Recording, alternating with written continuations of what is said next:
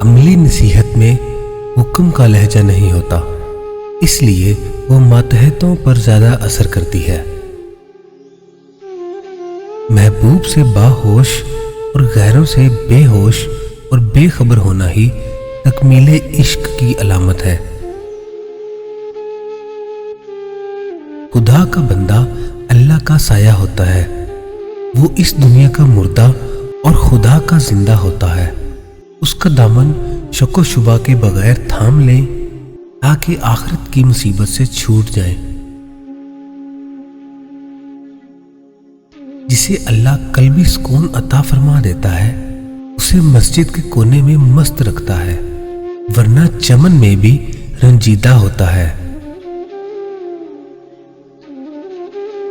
فضیلتیں اللہ کی طرف سے ملتی ہیں، پھر اسی کی جانب سے تبدیلیاں ہو جاتی ہیں، اس لیے اس کے فضل پر جان اور دل سے سجدہ بجا لاؤ۔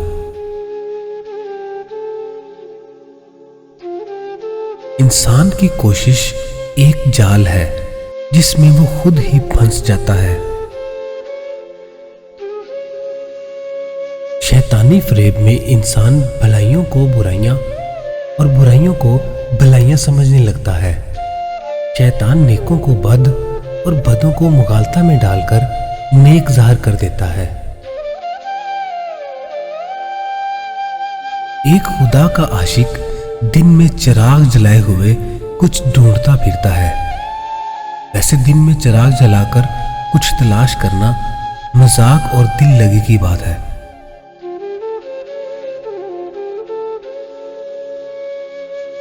جسم کے دو اعضاء سن ہونے لگیں تو سمجھ جاؤ موت قریب ہے، پاؤں کا انگوٹھا اور پاؤں کی تلی۔ انسان کی بد عملی اس کی تکلیف کا سبب ہے، اور بد عملی کا وہ خود ذمہ دار ہے، مقدر اس کا ذمہ دار نہیں۔ جب انسان مصیبت میں گرفتار ہوتا ہے تو توبہ کے ذریعے اپنے لیے آرام گاہ بنانے کا سوچتا ہے، مصیبت سے نجات پاتے ہی اپنی توبہ کو بھول جاتا ہے۔ اللہ تعالیٰ کی نعمتوں پر اس کا شکریہ ادا کرنا نعمت سے بھی زیادہ اچھا ہے۔